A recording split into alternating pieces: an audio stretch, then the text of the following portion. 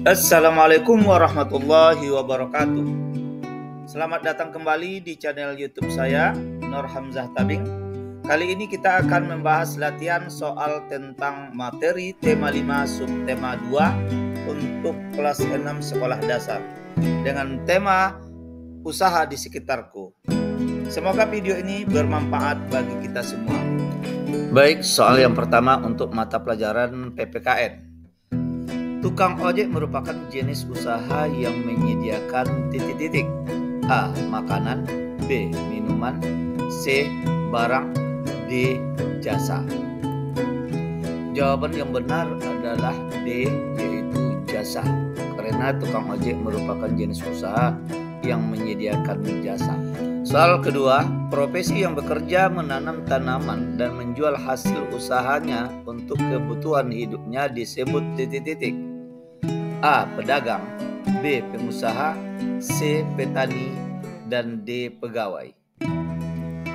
Jawaban yang benar adalah C, yaitu petani. Selanjutnya soal yang ketiga, Pak Jaya membuka usaha fotokopi. Dia mempekerjakan 3 orang dari desanya sendiri dan menggunakan mesin fotokopi buatan Jepang.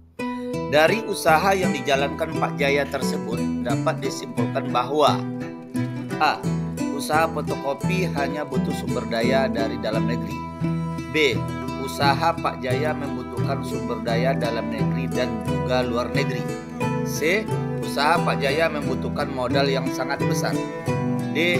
Usaha fotokopi hanya membutuhkan sumber daya luar negeri. Jawaban yang benar adalah B, yaitu usaha Pak Jaya membutuhkan sumber daya dalam negeri dan juga luar negeri. Selanjutnya soal yang keempat, kegiatan wirausaha sangat bermanfaat bagi masyarakat. Antara lain manfaatnya adalah A. Mendapat gaji dari pemerintah, B. Memperoleh bantuan dari masyarakat, C. Membuka lapangan kerja baru, dan D. Mengurangi polusi udara. Jawaban yang benar adalah C, yaitu membuka lapangan kerja baru. Berikutnya soal yang kelima untuk mata pelajaran PPKN.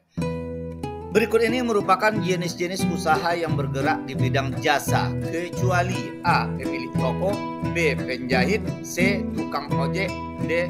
Sopir. Jawaban yang benar adalah A, yaitu pemilik toko. Baik, kita lanjutkan untuk soal mata pelajaran bahasa Indonesia. Soal yang pertama, lembaran kertas yang berisi gambaran diri seseorang yang meliputi identitas diri, riwayat pendidikan, serta pengalaman seseorang atau yang lainnya disebut titik-titik. A. Riwayat pekerjaan, B. Riwayat pendidikan, C. Riwayat hidup, D. Kartu keluarga. Jawaban yang benar adalah C, yaitu riwayat hidup. Berikutnya soal yang kedua. Dalam daftar riwayat hidup, berbagai penghargaan yang pernah diraih dari dahulu hingga sekarang dituliskan pada bagian titik-titik. A. Identitas diri, B. Riwayat pendidikan, C. Riwayat prestasi, D. Keterampilan atau kemahiran. Jawaban yang benar adalah C, yaitu riwayat prestasi. Selanjutnya soal yang ketiga.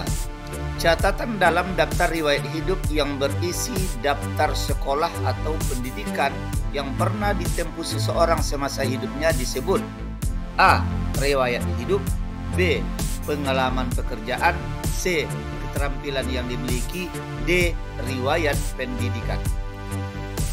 Jawaban yang benar adalah D, yaitu riwayat pendidikan. Soal keempat untuk mata pelajaran bahasa Indonesia. Di bawah ini merupakan hal-hal yang harus dicantumkan dalam daftar riwayat hidup, kecuali A. Jenis usaha yang dilakukan, B. Identitas diri, C. Riwayat pendidikan, D. Riwayat pekerjaan. Jawaban yang benar adalah A, yaitu jenis usaha yang dilakukan. Karena di dalam daftar riwayat hidup tidak perlu mencantumkan jenis usaha yang kita lakukan. Berikutnya soal yang kelima. Salah satu tujuan seseorang dalam membuat daftar riwayat hidup adalah A. Untuk disimpan, B. Untuk diperjualbelikan, C. Untuk melamar pekerjaan, D. Sebagai identitas diri. Jawaban yang benar adalah C, yaitu untuk melamar pekerjaan. Baik, kita lanjutkan untuk soal mata pelajaran IPA. Soal yang pertama, benda-benda di bawah ini termasuk benda non-magnetis kecuali A. penghapus, B. kertas, C. bola kaki, D. rol besi. Jawaban yang benar adalah D, yaitu rol besi. Karena rol itu terbuat dari besi dan besi itu merupakan benda magnetis. Berikutnya soal yang kedua. Benda yang dapat ditarik oleh magnet biasanya bersifat bisa titik-titik. A. meredam bunyi, B. menghantarkan listrik, C. memantulkan pegas, D. menghasilkan cahaya. Jawaban yang benar adalah B, yaitu menghantar listrik.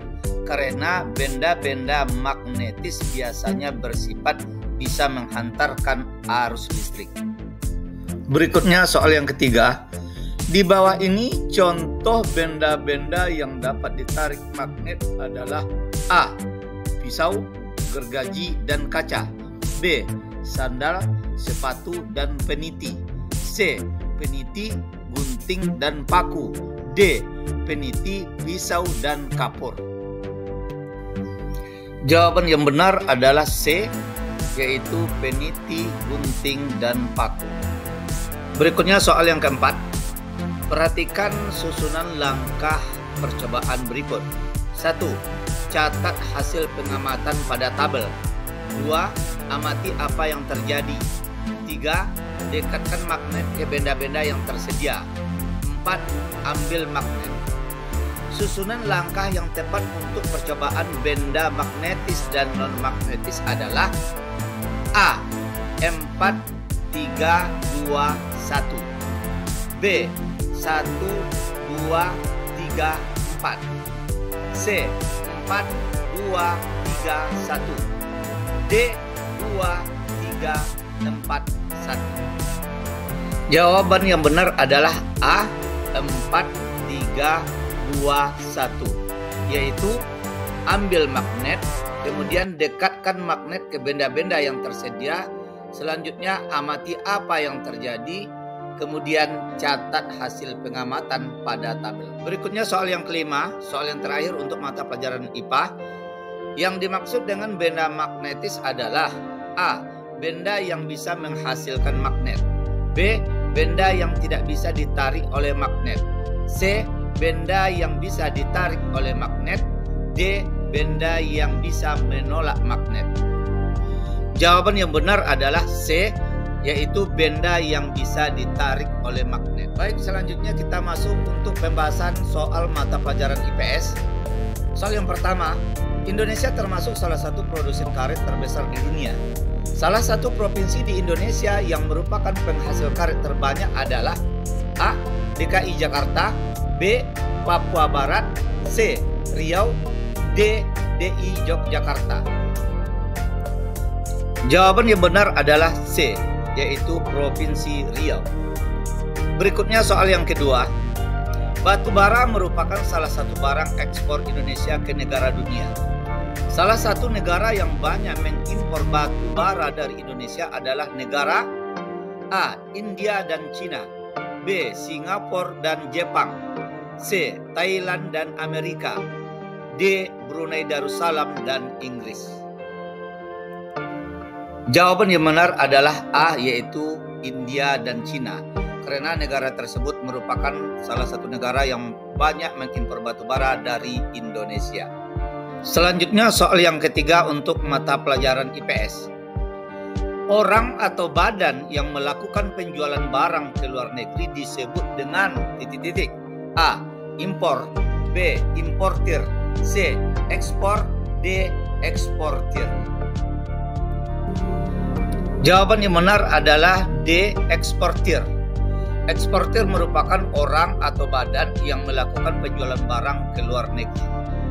Soal keempat, kegiatan mendatangkan atau membeli barang dari luar negeri untuk memenuhi kebutuhan dalam negeri disebut dengan titik-titik. A. Impor, B. Importir, C. Ekspor, D. Eksportir. Jawaban yang benar adalah A, yaitu impor. Impor merupakan kegiatan mendatangkan atau membeli barang dari luar negeri untuk kebutuhan di dalam negeri. Berikutnya soal yang kelima, yaitu soal yang terakhir untuk mata pelajaran IPS. Di bawah ini merupakan komoditas yang banyak diekspor oleh negara Indonesia ke negara-negara ASEAN, kecuali A. kelapa sawit, B. tembakau, C. kurma, D. batu bara. Jawaban yang benar adalah C, yaitu kurma. Karena kurma bukan merupakan komoditas yang banyak diekspor oleh negara Indonesia. Baik, kita lanjutkan untuk pembahasan soal mata pelajaran SPDP. Soal pertama, agar sebuah poster kegiatan dapat memberikan informasi yang akurat, maka untuk itu perlu memperhatikan titik-titik. A. warna poster, B. bentuk poster, C. waktu dan tanggal kegiatan, D. ukuran poster. Jawaban yang benar adalah C, yaitu waktu dan tanggal kegiatan.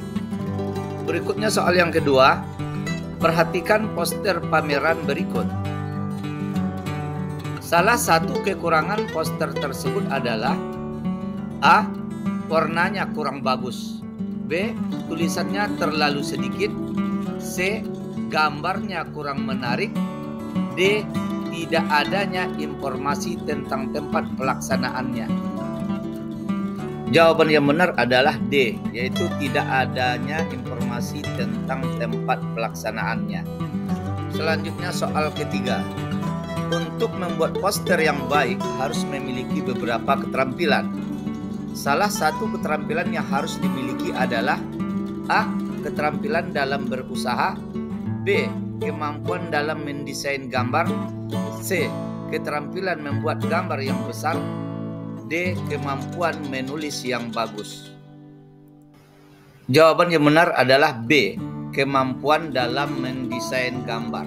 Soal keempat, langkah awal dalam membuat sebuah poster adalah menentukan titik-titik. A. warna, B. gambar, C. tema atau ide, D. tulisan. Jawaban yang benar adalah C. tema atau ide. Soal kelima, yaitu soal yang terakhir untuk mata pelajaran SPDP. Salah satu langkah dalam membuat poster agar poster terlihat menarik adalah A. mewarnai poster, B. membuat gambar, C. melukis tulisan, D. membuat bingkai. Jawaban yang benar adalah A. mewarnai poster. Demikian video pembelajaran singkat ini, semoga bermanfaat bagi kita semua. Terima kasih bagi kita yang telah menonton. Sampai jumpa pada video yang akan datang. Dan jangan lupa like dan subscribe.